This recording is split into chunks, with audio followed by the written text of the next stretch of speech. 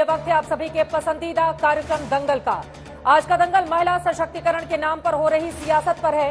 आज देश की नई संसद में कामकाज शुरू हुआ है और पहले दिन की सियासत में ही आरंभ है प्रचंड वाला अनुभव हुआ है, क्योंकि मोदी सरकार ने देश की संसद और राज्यों की विधानसभाओं में महिलाओं को 33% आरक्षण देने का विधेयक लोकसभा में पेश कर दिया है। और इसी से जुड़ी हुई इस वक्त एक बड़ी खबर आ रही है, सीधे उसका हम रुख करेंगे। आपको बता दें, लोकसभा के भीतर कल अब इस पूरे मामले में महिला आरक्षण बिल को लेकर 7 घंटे तक चर्चा की जाएगी।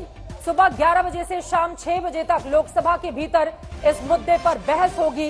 महिला आरक्षण बिल पर कल लोकसभा में 7 घंटे तक चर्चा होगी। देखना महत्वपूर्ण रहेगा कि जिन दलों की ओर से समर्थन किया गया है इस बिल का, उनकी ओर से क्या बातें कही जाती हैं, और पहले जो दल महिला आरक्षण बिल का विरोध करते रहे हैं उनका रुख इस पूरे मामले में क्या रहने वाला है। हालांकि श्रेय लेने की सियासत भी बीजेपी और कांग्रेस के भीतर इस वक्त छिड़ गई है, लेकिन इन सब के बीच जो बड़ी खबर है वो ये है कि कल सुबह 11 बजे से लेकर शाम 6 बजे तक लगातार लोकसभा में इस बिल पर बहस होगी और कल ही लोकसभा में बिल पास भी कराया जाएगा।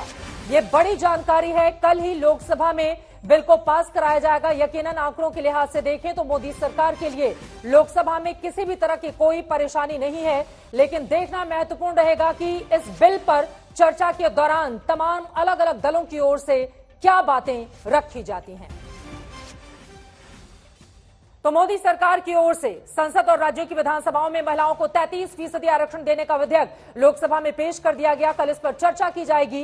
विधेयक के प्रावधानों के मुताबिक संसद और विधानसभाओं में 1/3 सीटें महिलाओं के लिए आरक्षित होंगी और उनमें 1/3 सीटें अनुसूचित जाति और जनजाति की महिलाओं के लिए भी आरक्षित होंगी। वैसे महिला आरक्षण बिल का समर्थन अब देश का तकरीबन हर राजनीतिक दल कर रहा है, लेकिन विपक्षी दलों ने मौजूदा नारी शक्ति वंदन विधेयक को लेकर कई सवाल भी उठाए हैं कि ऐसे बिल के पारित होने के फायदा ही क्या जब उसके प्रावधान बिना जनगणना हुए और बिना परिसीमन के ही लागू नहीं किए जा सकते, क्योंकि विधेयक में प्रावधान है कि ताजा जनगणना और उसके बाद हुए परिसीमन के बाद ही ये कानून लागू होगा। लेकिन बीजेपी के लिए महिला आरक्षण विधेयक पेश कर दिया गया तो ये पारित भी हो जाएगा और इसका क्या चुनावी फायदा बीजेपी को मिलेगा, ये बड़ा सवाल है, क्योंकि जिस बीजेपी को 2014 में 29% महिला वोट मिले थे, 2019 के लोकसभा चुनाव में बढ़कर 36% हो गए थे। ये आंकड़े बताते हैं कि महिलाओं का वरदहस्त बीजेपी के सिर पर ही रहा है। हालांकि विपक्षी दलों में से कुछ दल इस विधेयक का बिना शर्त समर्थन देने को तैयार दिख रहे हैं, तो कुछ विपक्षी दल आरक्षण के अंदर कोटा और इसी चुनाव में उसे लागू करने जैसे संशोधन की भी मांग कर रहे हैं। ऐसे में सवाल है कि क्या नारी शक्ति वंदन विधेयक पारित होने से भारतीय जनता पार्टी को चुनाव में फायदा मिलेगा जैसा कि वो सोच रही है? क्या महिला आरक्षण का कानून परिसीमन के बाद लागू करने के प्रावधान को विपक्ष बड़ा मुद्दा बनाएगा? क्या बीजेपी सरकार की नीतियों ने ही देश में महिला आरक्षण देने का माहौल बनाया जैसा कि उसकी ओर से दावा किया जा रहा है? ऐसे तमाम सवालों पर आज के दंगल में पक्ष और विपक्ष के प्रतिनिधियों के साथ चर्चा करेंगे, लेकिन उसके पहले हमारी ये रिपोर्ट देखिए। सादर धन्यवाद मान्यवर, आप सभी से अनुरोध, अब कदम बढ़ाएं नव निर्माण की ओर।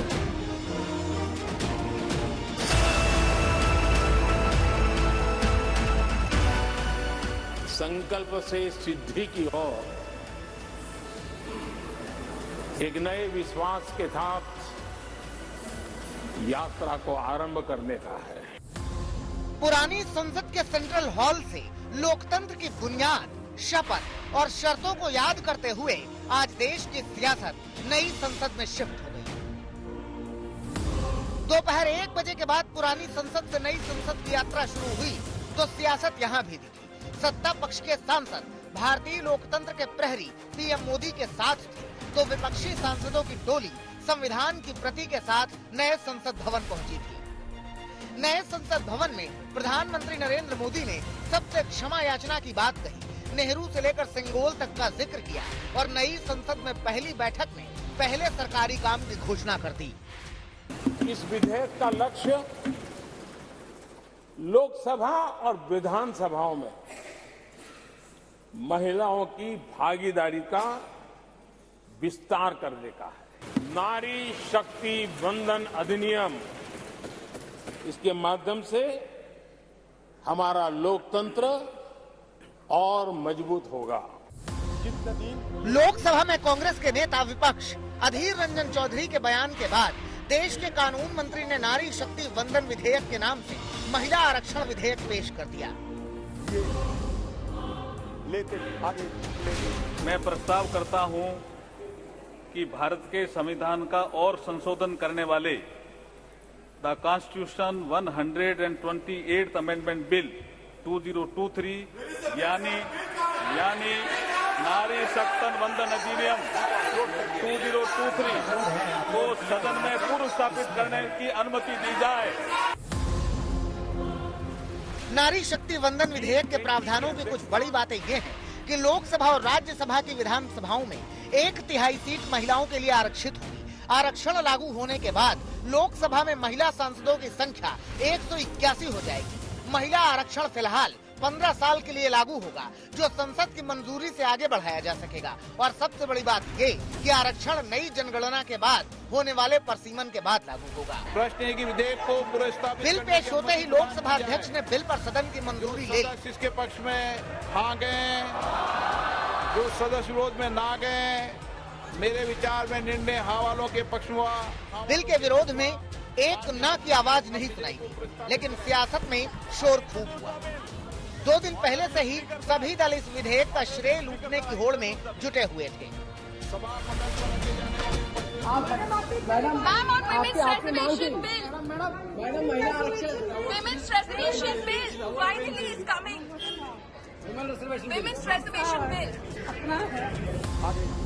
महिला आरक्षण पर कांग्रेस का यही दावा संसद के अंदर भी सुनाई पड़ा, जब अधीर रंजन चौधरी ने सदन में कह दिया कि कांग्रेस ने ये बिल लोकसभा में भी पारित करा दिया था। कभी राज्यसभा में पास होता था, लोकसभा में नहीं होता था। कभी लोकसभा में होता था, राज्यसभा में गिर जाता था। डॉक्टर मनमोहन सिंह की सरकार के वक्त जो ये बिल आया वो आज तक जीवित है, आज तक जीवित है। महिला आरक्षण बिल पर श्रेय लूटने की होड़ में हुई सियासी तकरार तब और गहरी नजर आई जब गृह मंत्री ने कांग्रेस नेता पर सदन में झूठी बात कहने का आरोप। प्रश्न है, अन्य अधीर रंजन जी ने जो कहा वो फैक्चुअली इनकरेक्ट है कि पुराना बिल अभी भी जीवित है। मेरी स्पष्ट जानकारी है कि पुराना बिल लैप्स कर गया है। अधीर रंजन जी ने जो कहा है उसके समर्थन में उनके पास कोई डॉक्यूमेंट है तो टेबल पर रखने चाहिए। एक या तो उन्होंने स्टेटमेंट विड्रॉ करना चाहिए। अगर किसी देश में प्रगति कर फिलहाल बीजेपी ने नारी शक्ति वंदन विधेयक के बहाने महिला सशक्तिकरण का दावा तो कर दिया है, लेकिन विपक्ष के अपने सवाल। कांग्रेस पार्टी ने बिल में किए गए इस प्रावधान पर सवाल उठाते हुए इसे जुमला करार दिया है कि ये कानून डिलिमिटेशन के बाद लागू होगा, जबकि अभी तक 2021 की जनगणना भी नहीं हुई है। इस बिल को केयरफुली देखने के बाद जब इसको क्लॉज बाय क्लॉज हमने पढ़ा तो फिर ये समझ में आया कि ये महिला आरक्षण बिल नहीं है, ये 2024 के चुनाव से पहले महिला बेवकूफ बनाओ बिल है। महिला आरक्षण बिल की घोर विरोधी समाजवादी पार्टी ने लिखा कि इसमें पिछड़े, दलित, अल्पसंख्यक और आदिवासी महिलाओं का आरक्षण स्पष्ट होना चाहिए। तो राबड़ी देवी ने मांग की कि आरक्षण के अंदर भी वंचित, उपेक्षित, खेतिहर, मजदूर महिलाओं की सीटें आरक्षित होनी चाहिए, जबकि बीएसपी ने 50% आरक्षण की मांग कर डाली है। दरअसल चुनावी मौसम में महिला आरक्षण का मुद्दा इतना बड़ा है कि कोई भी दल इसमें पीछे नहीं रहना चाहता। जबकि एक चुनावी तथ्य ये भी है कि 2014 के लोकसभा चुनाव में देश में 26 करोड़ से ज्यादा महिलाओं ने वोट किया था। इसमें करीब 29% महिलाओं ने बीजेपी को वोट किया था। फिर 2019 के लोकसभा चुनाव में 29 करोड़ से ज्यादा महिलाओं ने वोट किया। इसमें करीब 36% महिला वोट सिर्फ बीजेपी को मिले। इसी वोट बैंक पर और मजबूत कब्जे के लक्ष्य के साथ मोदी सरकार ने महिला आरक्षण बिल पेश कर दिया है। बहुत संभव है कि यह बिल पारित भी हो जाए, लेकिन मौजूदा प्रावधानों के मुताबिक फिलहाल आने वाले चुनावों में महिलाओं को इसका लाभ मिलता नहीं दिख रहा है। दिल्ली से पॉलमी साहा और हिमांशु मिश्रा के साथ आज तक ब्यूरो। महिलाओं के लिए यकीनन आरंभ है प्रचंड, लेकिन सियासत भी इस पर जोरदार हो रही है, प्रचंड हो रही है। श्रेय लेने की होड़ मची दिखी आज नई संसद भवन के भीतर जब इसको पेश किया गया, अब जब पारित करवाया जाएगा तब अलग अलग दलों की ओर से अपनी बातें कैसे रखी जाती हैं, कौन पक्ष में कौन विपक्ष में करता है वोट, इस पर सभी की निगाह टिकी रहेगी। कई ऐसे सवाल हैं जिसको लेकर बड़ी चर्चा हम करने वाले हैं। खास मेहमान हमारे साथ जुड़ चुके हैं, उनका परिचय आपसे करवा देती हूं। हमारे साथ सारा शाह हालिम जी जुड़ चुके हैं, पॉलिटिकल एनालिस्ट हैं, सीपीआईएम को आप सपोर्ट करती हैं। सुजाता पांडे जी आरएसएस की समर्थक हैं, पॉलिटिकल एनालिस्ट के तौर पर हमारे साथ जुड़ी हुई हैं। संजय कुमार जी हमारे साथ मौजूद हैं, आप को डायरेक्टर हैं लोक नीति सीएसडीएस के, आपका भी स्वागत है। प्रदीप गुप्ता जी भी हमारे साथ जुड़ चुके हैं। महिला वोटरों की भूमिका कितनी ज्यादा रहती है इसको लेकर अक्सर आज तक पर उनको चर्चा करते हुए आपने देखा होगा। सीएमडी है एक्सेस माई इंडिया के और अक्सर उनके जो आंकड़े रहते हैं वो बिल्कुल सटीक भी साबित होते हैं। उनसे भी हम जानेंगे कि क्या ये मास्टर स्ट्रोक है। धीरेन्द्र कुमार जी हमारे साथ स्टूडियो में जुड़े हुए हैं, एलजेपी के स्पोक्स पर्सन हैं, और तहसीन पूनावाला जी हमारे साथ पॉलिटिकल एनालिस्ट जुड़ चुके हैं, कांग्रेस पार्टी के आप सपोर्टर हैं। तहसीन जी आपसे ही शुरुआत करते हुए, अब तो इसको 24 के लिए नरेंद्र मोदी का मास्टर स्ट्रोक मानकर चल रही है बीजेपी भारतीय जनता पार्टी, क्या बोलेंगे इस पर? चित्रा जी, अव्वल तो आपके शो में मुझे शिरकत करने का मौका मिला, इसलिए मैं आपका शुक्रगुजार हूँ। लेकिन मुझे बहुत अफसोस होता है, और सभी दर्शकों को, सभी को पैनलिस्ट को गणेश चतुर्थी की ढेर सारी शुभकामनाएं। और इसी के साथ नए पार्लियामेंट का आज हम नए पार्लियामेंट का उद्घाटन हुआ, तो उसके लिए भी सबको ढेर सारी शुभकामनाएं। लेकिन बहुत दुख होता है कि माननीय प्रधानमंत्री और भाजपा, जो मैं कल रात से कहते आ रहा हूं, हर चैनल पे बहुत वायरल हो गया है कि इनको महिलाओं के लिए कुछ नहीं करना, ये महिला विरोधी है। और ये बिल साबित करता है, आरक्षण विधेयक लेकर आए तो भी महिला विरोधी है। बिल्कुल यही तो साबित करता है चित्रा जी। एक, या तो आप प्रेग्नेंट हो सकते हो कोई व्यक्ति, या तो प्रेग्नेंट नहीं होता, आधा प्रेग्नेंट नहीं होता, या तो रिजर्वेशन मिला या तो नहीं मिला। 2029 विद टर्म्स एंड कंडीशंस, पहला डेकेडल सेंसस होगा, उसके बाद जब डिलिमिटेशन होगा, उसके बाद होगा। डिलिमिटेशन हुआ नहीं, होने वाला है। उसके बाद अगर होने वाला है, 2011 का सेंसस का रिपोर्ट उन्होंने बाहर किया। ये तो वादा माननीय राजनाथ सिंह जी ने फ्लोर ऑफ द हाउस क्या कहा था ना कि 2018 में, आज तक में मैंने खबर पड़ी कि हम करेंगे, क्यों नहीं किया? अरे इनकी मंशा नहीं है। ये आज चाहते कि चित्रा जी मणिपुर पर बात न करे, चित्रा जी इकोनॉमी पर बात न करे, चित्रा जी जो देश के मुद्दे उस पर बात न करे। कनाडा में क्या उस पर बात नहीं हुआ? मुद्दा है तहसीन जी, देश का ये भी मुद्दा है। महिलाओं को लेकर अगर ताकत दी जा रही, कांग्रेस पार्टी तो कह रही है कि भाई हमको शेयर मिलना चाहिए, आपकी तो लाइन ही अलग जा रही है। आप कह रहे हैं कि इस पर बीजेपी 2029 का माइलेज लेने के लिए अभी से आ गई है मैदान में। मैं ये कह रहा हूं, क्या 2024 में रिजर्वेशन मिल रहा, हाँ या ना? ना, नहीं मिल रहा है रिजर्वेशन। अब आते 2029 में, 2029 में टर्म्स एंड कंडीशंस है। मानो 2026 में डिलिमिटेशन नहीं हुआ, सडन स्टेट्स को एक्सेप्ट नहीं कर रहे, ठीक है, डेकेडल सेंसस नहीं हुआ। अच्छा, मैं आपसे एक सवाल पूछा, बड़े रिस्पेक्ट, और मैं, आप जानते हो मैं आपको बहुत रिस्पेक्ट करता हूं। डेकेडल सेंसस सब G20 देशों ने किया, भारत ने क्यों नहीं किया? ये 2021 में होना था। डेट है आपके पास, चित्रा जी आपके पास डेट है कब हो रहा है डेकेडल सेंसस? सेंसस 2 दिन में होगा, सेंसस को 2 साल लगेगा, उसके बाद होगा। ये कैसे, ये 2029 का जुमला दे रहे, क्योंकि इनको कुछ नहीं करना है महिलाओं के लिए। अगर इनमें हिम्मत होती, अगर ये महिलाओं के बारे में सोचते, तो ये सबसे पहले ये बिल्कुल बिना, लेकिन विशेष सत्र बुलाकर उनके पास आंकड़े भी हैं, और अब तो कांग्रेस पार्टी भले ही श्रेय लेने की कोशिश करे और तमाम यहां पर सवाल दागे, लेकिन कम से कम उसकी ओर से महिला आरक्षण विधेयक का समर्थन तो किया जा रहा है, ये कहते हुए कि सोनिया गांधी की ही पहल इसमें ज्यादा देखी गई थी, मनमोहन सिंह की सरकार थी। एक बार बाकी मेहमानों का जल्दी से, अगर ये सीरियस होते, जब 2010 में कांग्रेस ने पास किया था राज्यसभा में, अरुण जेटली जी ने मदद की थी, 2010 में क्यों सुषमा स्वराज जी ने मदद नहीं की, और क्यों कहा कि बिल दिन ऑफ द हाउस में पास नहीं होगा? के सांसद हमारे साथ जुड़ेंगे, इस सवाल का मैं जवाब दूंगी, लेकिन उसके पहले प्रदीप गुप्ता जी आपके पास आते हुए, लेकिन भारतीय जनता पार्टी जिस तरह से उत्साहित है और अलग अलग वर्गों से जो समर्थन भी महिलाओं का उनको मिल रहा है, आपका एनालिसिस क्या कहता है? ये जो लोकसभा में बिल पेश किया गया है, कल पारित कराने की भी कोशिश होगी, 24 के लिए मास्टर स्ट्रोक बन पाएगा क्या नरेंद्र मोदी के लिए? देखिए चित्रा जी, मेरा ऐसा मानना है, ये जो बिल है यदि ये पास होता है और जिस दिन ये लागू होगा, ये एक अभूतपूर्व निर्णय होगा, और इस बिल में देश की दशा और दिशा बदलने की क्षमता और ताकत है। रह गई बात क्या बीजेपी को चुनाव में इसका फायदा होगा 24 में, मेरा ऐसा मानना है कि कोई भी बिल की या सुविधा की जब घोषणा होती है तो उसके फायदे होते हैं, बट मामूली होते हैं, लेकिन जिस दिन वो लागू होता है और जनता तक असली फायदा जब पहुंचता है तो वो उसका जो इजाफा है वो कई गुना बढ़ जाता है।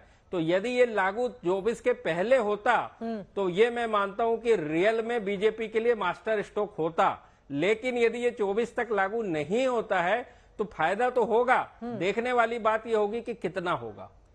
अगर 24 में इसको लागू नहीं करना है, क्योंकि बार बार उसकी बात कही जा रही है कि पहले परिसीमन होगा, उसके बाद इसको लेकर आया जाएगा, तो फिर विशेष सत्र बुलाकर इसको ले आने के पीछे का मकसद क्या नजर आता है आपको? हेडलाइंस तहसीन जी बोल रहे हैं हेडलाइंस ले। सिर्फ हेडलाइन मकसद तो ये सीधा नजर आता है कि महिलाओं का सशक्तिकरण करना है। ये बीजेपी के साफ साफ मैंडेट में और सबसे प्रमुखता से और वरीयता क्रम में ऊपर है जी। लेकिन इसको लागू करने में क्या अड़चन है? जैसे जनगणना और परिसीमन की उन्होंने बात करी, बिल्कुल मुझे थोड़ा सा समझ में नहीं आ रहा है कि जनगणना और परिसीमन यदि बाद में भी होता है और आज यदि यानी कि आने वाले समय में इसको लागू कर दिया जाता निकट भविष्य में यानी कि 24 के पहले, तो मुझे ऐसी कोई अड़चन इम्प्लीमेंटेशन लेवल के ऊपर तो कम से कम नजर नहीं आती है। ये बड़ी बात आपकी ओर से कही गई है। हमारे साथ लोकसभा की सांसद भारतीय जनता पार्टी की लॉकेट चैटर्जी जी इस वक्त जुड़ चुकी हैं और सदन के भीतर अगर लोकसभा की बात करें तो सबसे ज्यादा महिला सांसद देश भर में अगर किसी एक राज्य से आती हैं तो वो पश्चिम बंगाल ही है। वहां से 12 कुल महिला सांसद यहां पर प्रतिनिधित्व देती हैं। लॉकेट जी, आपका स्वागत करते हुए सवाल ये पूछा जा रहा है कि क्या हेडलाइंस के लिए आज ये बिल पेश किया गया, अगर परिसीमन और जनगणना के बाद ही इसको लागू करना होगा तो विशेष सत्र बुलाकर इस बिल को पेश करने के पीछे की मंशा क्या है सरकार की?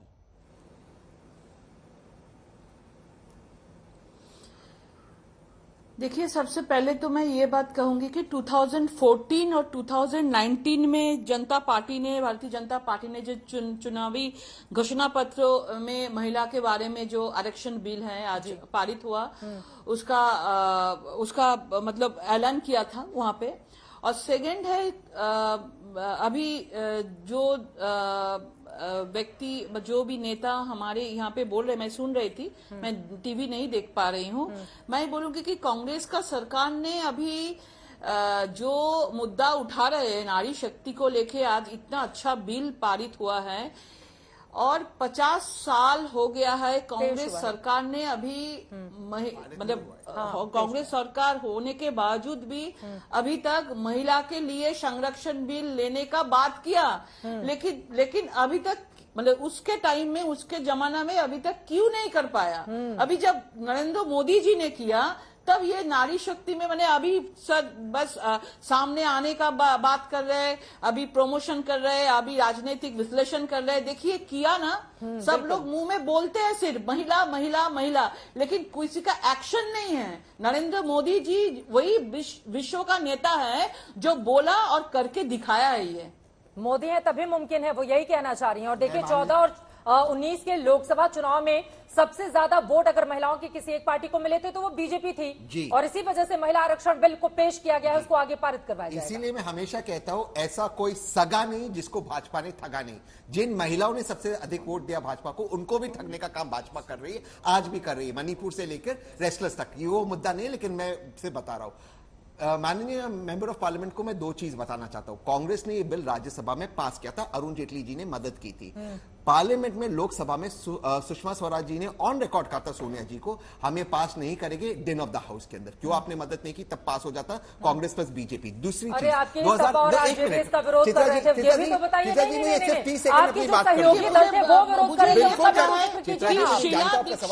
2014 सरकार को समर्थन दे रहे थे, वो सपोर्ट वापस कर लेते, डर गई, इस वजह से फिर उसको आगे नहीं बढ़ा पाई कांग्रेस पार्टी। मैं काम मना कर रहा हूं, लेकिन आप सुन तो लीजिए मेरी बात। देखिए मुझे ये बात कहने का है, 2010 में सांसद जी मैं आपके बीच में नहीं बोला, दो लोग मेरे बीच में बोलेंगे तो मेरी आवाज नहीं आएगी। मैं आपकी बात सुना जल्दी से 2 लाइन पर उनके पास बिल्कुल सपा और आरजेडी इसका विरोध कर रहे थे, बिल्कुल कर रहे थे। उसके बावजूद राज्यसभा में बीजेपी की मदद से पास हुआ। क्यों लोकसभा में मदद नहीं किया?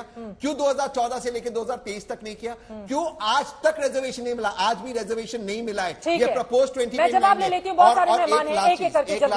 अगर आप सीरियस थे, राज्यसभा में बिल कभी भी नहीं, राज्यसभा हमेशा जीवित रहता होता, बिल कभी भी राज्यसभा में एक्सपायर नहीं होता। अमित शाह जी ने गलत बोला, राज्यसभा में बिल हमेशा जीवित रहता है, उसी बिल को आप पास कर देते हैं। अरे राज्यसभा से पारित हो गया था, लोकसभा तक नहीं पहुंचा। आप इस बात को समझिए ना, राज्यसभा और लोकसभा दोनों की स्थिति अलग हो गई ना। जब एक बिल पास होता है, वो जिक्र कर रहे थे क्योंकि अधीर रंजन की ओर से, राज्यसभा वाला बिल जीवित था, कभी भी वो एक्सपायर नहीं होता। अधीर रंजन जी की ओर से कुछ और तथ्य राज्यसभा में बिल जीवित है या नहीं? बिल्कुल ठीक है, जल्दी से लॉकेट चैटर्जी, इनकी बातों पर आप जवाब दीजिए, फिर बाकी मैं मानेंगे। मैं दो बात मैं आपको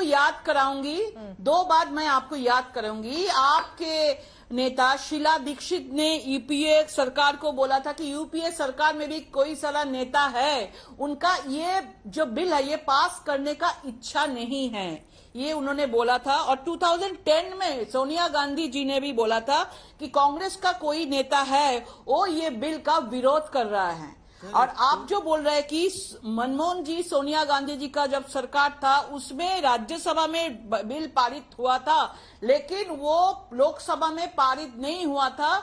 और इसमें जो भी मतलब हमेशा भारतीय जनता पार्टी हमेशा चाहते थे कि पूरा समर्थन हो। जब ये बिल आया था तो भारतीय जनता पार्टी ने पूरा समर्थन किया था, लेकिन आपका कोई कांग्रेस का नेता का इच्छा नहीं था, इसलिए ये बिल मतलब फाइनली पारित नहीं हुआ था। प्रधानमंत्री तो यही बोल रहे हैं ना कि जितने भी ऐतिहासिक कार्य हैं सब उनके ही हाथों करवाने का उनको आशीर्वाद मिला हुआ है। ठीक है, इस पर मैं जवाब लूंगी जो बातें आप कह रहे हैं। संजय कुमार जी, सीधे आपके पास आते हुए उसके बाद बाकी मेहमानों के पास जाऊंगी। संजय कुमार जी, बार बार यही सवाल पूछा जा रहा है कि अगर जनगणना के बाद, परिसीमन के बाद इसको लागू करवाना था और 2024 में यह संभव नहीं हो पा रहा है, तो विशेष सत्र बुलाकर इसको पेश करना और अब पारित कराने के लिए पूरी ताकत लगा देने के पीछे सरकार की मंशा क्या देखते हैं आप? चित्रा जी, दोनों चीजें हैं। ये तो मैं नहीं कहूंगा कि सिर्फ राजनीति की जा रही है। अगर ये बिल पास हो जाएगा तो निश्चित रूप से महिलाओं का इसका फायदा होगा। महिलाओं के लिए लोकसभा और विधानसभा में सीटें रिजर्व होंगी, भले ही ये 2029 में इनका उनको फायदा मिले। लेकिन इसी के लिए मैं कह रहा हूं शुद्ध राजनीति नहीं है। लेकिन जो आपका प्रश्न है कि इस वक्त क्यों लाया गया, स्पेशल सेशन में क्यों लाया गया और 2024 के चुनाव के पहले क्यों लाया गया, संकेत तो बड़े साफ है। आप एक परसेप्शन बनाना चाहते हो और वो परसेप्शन बनेगा भी कि यही एक पार्टी है जो महिलाओं के लिए के आरक्षण के लिए प्रतिबद्ध है। और इसी पार्टी ने, बीजेपी ने अपने शासनकाल में प्रधानमंत्री नरेंद्र मोदी ने अपने प्रयासों के द्वारा इस बिल को पास कराया। तो एक परसेप्शन बनता है, यही एक पार्टी है जो महिलाओं की भलाई कर रही है। तमाम जो वेलफेयर स्कीम्स है महिलाओं के लिए लाया गया। और अब देखिए इतना बड़ा काम किया जा रहा है, और वो काम किसने किया? बीजेपी सरकार ने। तो फायदा होगा, अगर ये सब पास हो गया तो 2029 में फायदा होगा। लेकिन ये अपेक्षा की जा रही है कि 2024 में भी अगर इसका कुछ फायदा मिल जाए, क्योंकि एक परसेप्शन तो बन रहा है, इसीलिए इस वक्त लाया गया एक स्पेशल सेशन ऑफ पार्लियामेंट में। धीरेन्द्र कुमार मुन्ना जी, क्या परसेप्शन बनाकर क्रेडिट लेने की ये कोशिश है सरकार की कि अभी से परसेप्शन क्रिएट कर दो, जब लागू होगा तब देखा जाएगा? मुझे तरस आती है लोगों के सोच पे। क्या अंतिम वर्ष में सरकार को चादर ओढ़ के सो जाना चाहिए?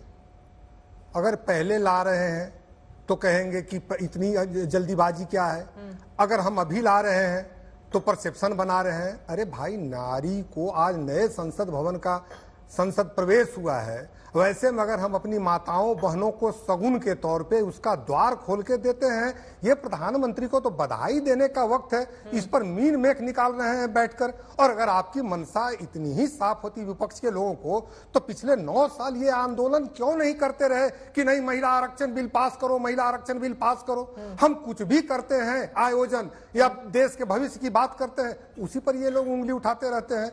देवेगौड़ा जी के समय में पास हुआ तो बोलते बोलते बोल गए अधीर रंजन जी कि हम लोगों ने किया था। नेताओं की ओर से कहा जा रहा है ना कि कांग्रेस के दबाव की वजह से सरकार को करना पड़ा। नहीं, उनके दबाव की वजह से 9 साल में एक सिंगल बार भी कांग्रेस के किसी नेता ने, विपक्ष के किसी नेता ने इस पर तो अपनी बात रखी नहीं। जब आज प्रधानमंत्री जी कर रहे हैं कि नहीं भाई एक नई शुरुआत है, नए सदन में भारत नारी शक्ति को देखिए ना, बिल का नाम कितना अच्छा दिया है। अब इन लोगों को ये भी नहीं पच रहा है। अगर मान लीजिए जो सदन रूटीन वे में चलता है उस समय अगर लाते तो बोलते कि ये मास्टर स्ट्रोक कर रहे हैं चुनाव का। अभी तो चुनाव का कोई वक्त नहीं है, तो उस फायदे से तो हम लोगों ने नहीं लाया है इसको। लेकिन नारी सशक्तिकरण के लिए ये बहुत बड़ा कदम है। ऐसे समय में इन सब तरह की बेवफाजुल बातों को रखने का कोई मतलब नहीं। सायरा शाह हलीम जी हमारे साथ जुड़े हुए हैं, एक बार जल्दी से उनकी भी टिप्पणी और उसके बाद सुजाता पांडे जी की भी टिप्पणी। चुनावी फायदा लेने के लिए बीजेपी लेकर नहीं आई है, सायरा शाह हलीम जी जैसा कि ये दावा कर रहे हैं। सरकार का सीधा उद्देश्य है महिलाओं का सशक्तिकरण करना। ये तो देखिए, ये जो महिला सशक्तिकरण का ये की बात करें या हम लोग जैसे विमेंस रिजर्वेशन की बात करें, तो हमें ये थोड़ा ये बात को दोहराना पड़ेगा, अपनी याददाश्त दोहरानी पड़ेगी कि ये जो संघर्ष रहा है बहुत अरसों से रहा है। ये डॉक्टर अंबेडकर जी का संघर्ष रहा है, ये सोनिया गांधी जी का संघर्ष रहा है, बृंदा करात जी का संघर्ष रहा है, और बहुत सी ऐसी महिलाएं जो हैं जो इस बात के ऊपर जो हैं बहुत बार हमने देखा। 2010 में भी राज्यसभा में ये बिल पास हुआ, लेकिन ये कुछ विरोधी दल थे जो इस बिल को पास नहीं कर पाए। लेकिन बात अहम प्रश्न ये है कि भाजपा सरकार इतना ब्रूट मेजॉरिटी में है। 2014 में अगर वो चाहती है, अगर वो इस बिल को गंभीरता से लेती है, 2014 में इस बिल को पास कर सकती थी, 2021 में पास कर सकती थी, सॉरी 2019 में पास कर सकती थी, लेकिन इसको गंभीरता नहीं लिया। और अब जो इंडिया का अलायंस बना है उसको वो थोड़ा एक चुनौती से ले रहे हैं। मतलब महिलाएं बोलती हुई नजर आ रही हैं, थोड़ा ठीक लग रहा है। अगर आप एक मिनट, लेकिन बात यह है कि बोलिए 370 यही सरकार 370 का अगर निराकरण कर सकती है, तो हमें ये थोड़ा सोचना होगा कि जब ये अगर ये बिल लागू इम्प्लीमेंटेशन आपकी बातों से तो बीजेपी खुश हो जाएगी ना, ये कहती हुई कि देखिए इनको भी सारी की सारी उम्मीदें होती है, ऐतिहासिक फैसला ये सब बीजेपी से ही हो सकता है। लिमिटेशन होता है तब लागू होगा, तो 2024 में इसका फायदा कौन उठाएगा? आप मतलब ऐलान करेंगे लेकिन आप बिल को लागू नहीं करेंगे, ये किस तरह का जुमला है? अगर आप ऐलान करेंगे और उसका लागू होने के लिए मेरी महिलाओं, मेरी जो बहनें हैं, उनको 2029 तक इंतजार करना पड़ेगा। तो ऐसा बिल का जो हम लोग जो वाहवाही दे रहे हैं, शाबाशी दे रहे हैं भाजपा को, तो हमें ये सोचना होगा कि वो इस वाहवाही का शाबाशी के काबिल हैं या नहीं है। सरकार की ये कैसी चाल है सुजाता पांडे जी? अम्बेडकर के समय से है, ये सोनिया गांधी जी बहुत सी महिलाएं जो लीडर है उनने इस मुद्दे को उठाया था। तो अगर पहले विपक्षी दलों की महिलाओं ने इस मुद्दे को उठाया था, उसके बाद सरकार दबाव में आई और अब इसको पेश किया और फिर पारित कराने की कोशिश की जाएगी। सुजाता जी, लेकिन सवाल पूछा जा रहा है कि ये कौन सी चाल है और कौन सा चेहरा है कि 29 के बिल को लेकर अभी से इतना माहौल बनाया जा रहा है? जी बिल्कुल, आज विपक्ष के सारे चाल चरित्र चलन का ना दूध का दूध पानी का पानी करती हूँ, क्योंकि आंकड़ों के साथ बात करती हूँ। आप देखिए 1952 से लेके 2014 तक, जब तक 54 साल तकरीबन कांग्रेस की सरकार रही, महिलाओं की स्थिति की कितनी दयनीय थी। 20 महिलाओं से लेकर स्थिति से कितनी पहुंची कि 60 महिलाएं संसद में आ सकी। उसके बाद जब मोदी जी की सरकार आई तब वो संख्या बढ़ के 78 हो गई। ठीक है, अब वहां देखिए सिर्फ 10 साल में इतना जंप, और ये 54 साल में सिर्फ 20 से 60 पहुंची।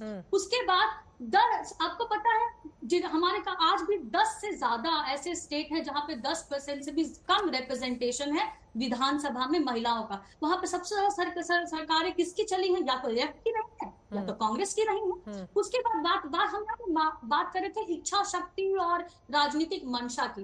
देखिए राजनीतिक मंशा तो उसी समय क्लियर हो गई थी कांग्रेस की, आज क्रेडिट करने के लिए होड़ लगी हुई है। तो क्लियर इसी कि वो ये बिल लोकसभा में ना लाके राज्यसभा में लाया गया था, जबकि लोकसभा में भी इनका पूर्ण बहुमत था। उनको ये बिल पास करना ही नहीं था, क्योंकि ये जब राज्यसभा से पास हुआ उसके बाद लोकसभा में टेबल ही नहीं हुआ। और जब जैसे लोकसभा होती है, लोकसभा भंग होती है, कार्यकाल खत्म होने के साथ भंग हो जाती है, तो लोकसभा की जो प्रॉपर्टी हो जाती है, और वो बिल भी लोकसभा की प्रॉपर्टी हो गया जब उसने लोकसभा में उसको कमेटी को दे दिया गया था। ठीक है, तो फिर उसके साथ तो वो बिल भी खत्म हो गया। और आज जब मोदी सरकार लेके आई है, उसके अधिनियम भी बदले। ठीक है। मुझे 30 सेकंड और दीजिएगा, 30 सेकंड, सिर्फ 30 सेकंड। दूसरा ये बात करते हैं कि महिलाओं के हितों की बात। अरे भाई, मतलब हिपोक्रेसी की भी कोई सीमा होती है। आपको शाहबानो का केस याद है? आपने सुप्रीम कोर्ट तक के फैसले को नहीं माना था क्योंकि आपके लिए राजनीति जरूरी थी, महिलाओं की सशक्तिकरण और उनके हालातों पे कोई खबर नहीं थी क्योंकि मौलवी नाराज हो जाएंगे। ठीक है। तो सरकार ट्रिपल तलाक किसने हटाया? नहीं, 30 सेकंड। ट्रिपल तलाक किसने हटाया? इस सरकार ने। टॉयलेट किसने बनाया? इस सरकार ने। नल किसने, घर घर नल किसने पहुंचाया? इस सरकार ने।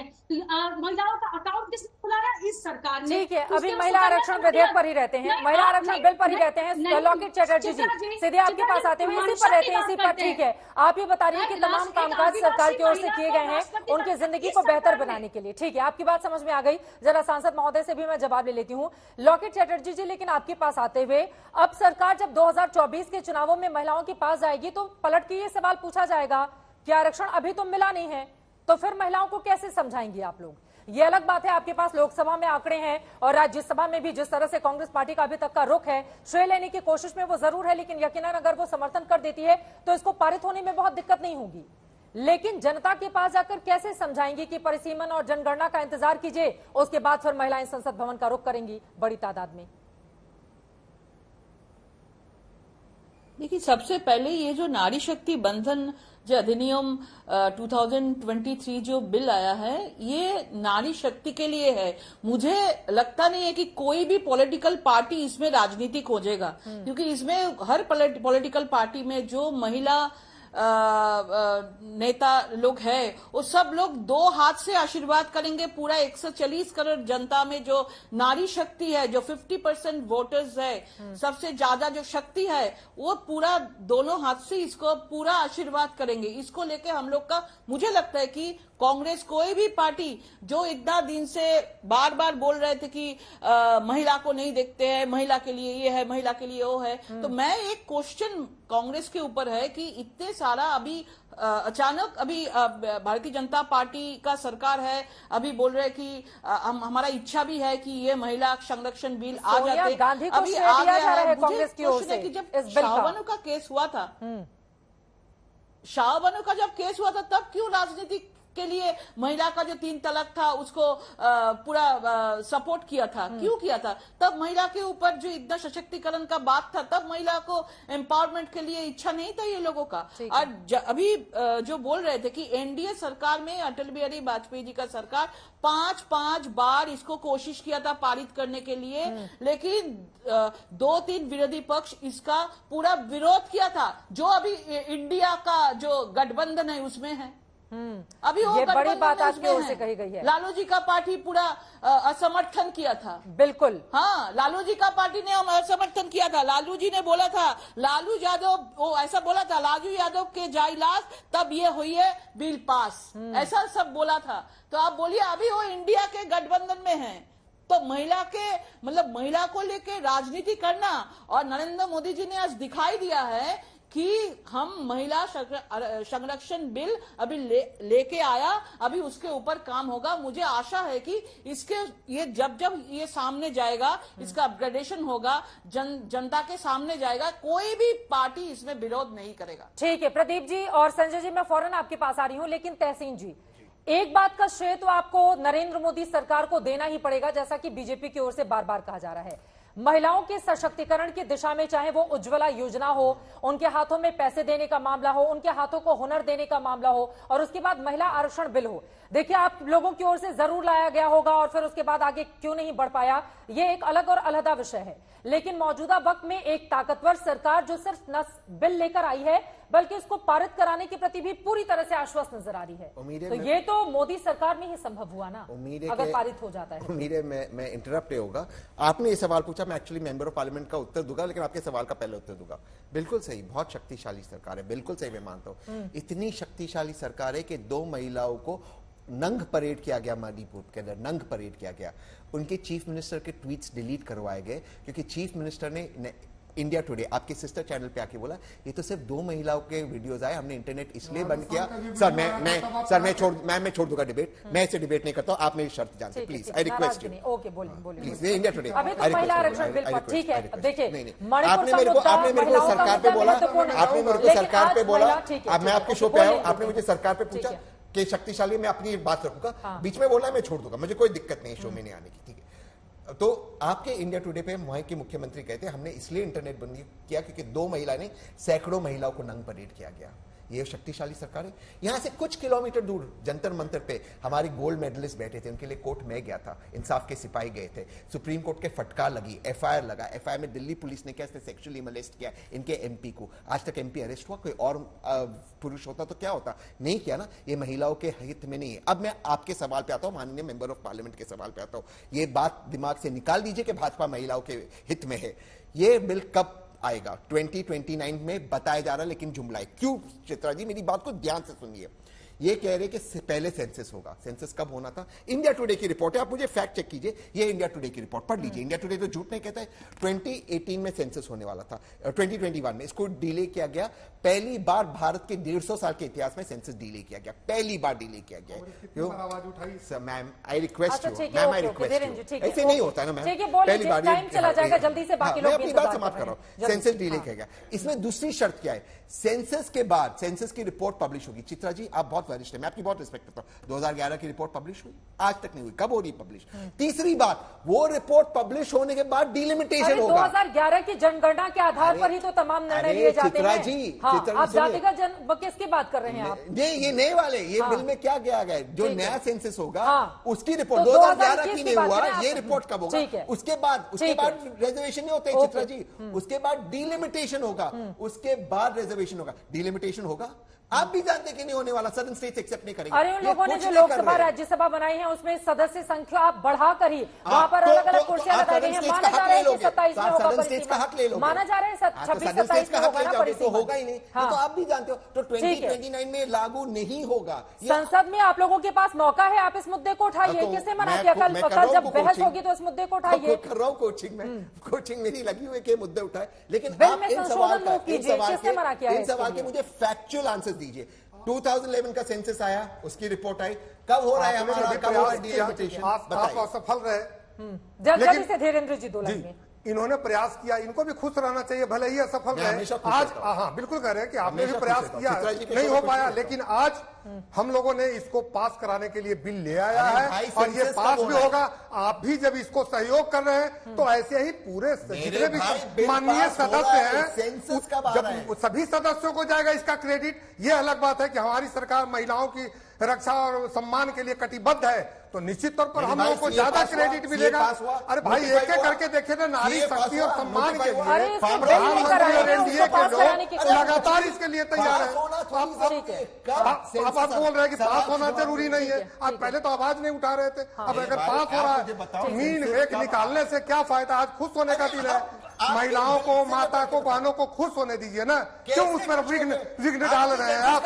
आज बड़ा दिन है देश के लिए, आज विश्व को एक संदेश जा रहा है नए लोकसभा से, आज सदन से। अरे फिर जुमलाबाजी तो आप लोग कर रहे हैं, आप हर का हल्ला कर रहे हैं, कभी आप प्रेस को छोड़ेंगे। अरे इसीलिए हम आप लोगों को करते कि सुनते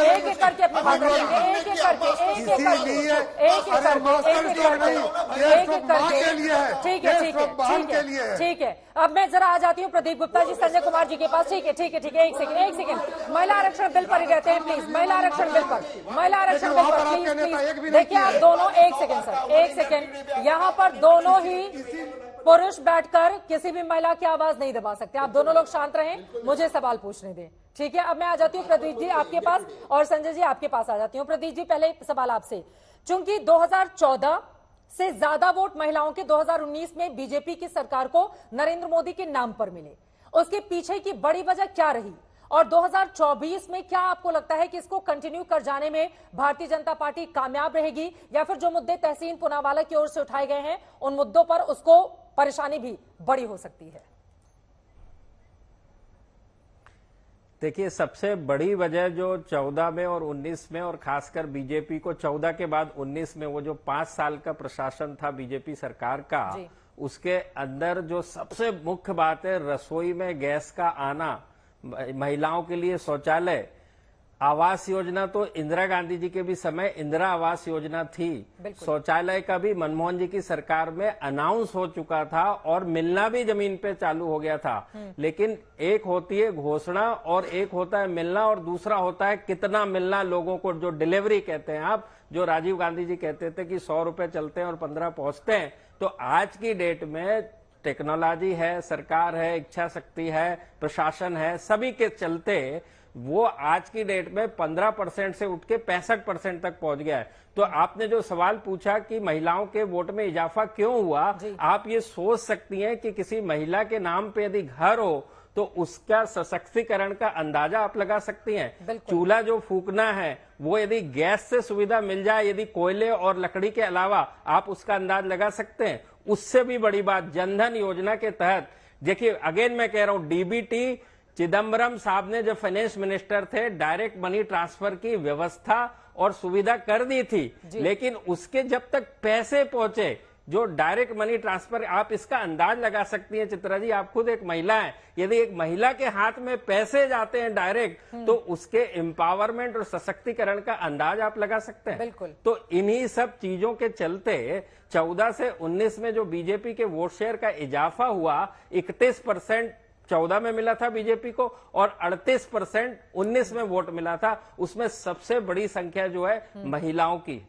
यही सवाल आपसे भी इन सारी सुविधाओं के चलते। और एक मैं आपके दर्शकों को एक बात बताना चाहता हूं, संक्षिप्त में एक बात, 1999 की बात कर लें, 20 साल पहले, क्योंकि हम 96 के बिल जब पेश हुआ और आज हम पारित होने के कगार पे हैं, और जिस हिसाब से लागू होने की बात हो रही है उसके लिए और दूसरे 3-4 साल की बात हो रही है। इतना बड़ा दायरा, जिसमें कि 2 बार मनमोहन सिंह की सरकार, 1 बार अटल बिहारी सरकार जी, पूरे 5 साल की बात कर रहा हूं, और एक सरकार नरेंद्र मोदी की। इन 20 सालों के बाद यदि ये बिल पारित होता है तो अपने आप में ये बहुत ऐतिहासिक निर्णय होगा। लेकिन सबसे बड़ी चीज है कि ये लागू कब होगा, लागू कब होगा, ये बड़ा सवाल है संजय जी। यही सवाल आपसे भी, चूंकि चुनावों के मद्देनजर यकीनन राजनीति में जब कोई बड़ा कदम उठाया जाता है उसके सीधे जोड़कर देखा जाता है। लेकिन कांग्रेस पार्टी सोनिया गांधी को भी श्रेय दे रही है कि उनकी वजह से दबाव में सरकार लेकर आई। कांग्रेस को मिलेगा क्या इसका फायदा, जिस तरह का माहौल वो बनाने की कोशिश कर रही है?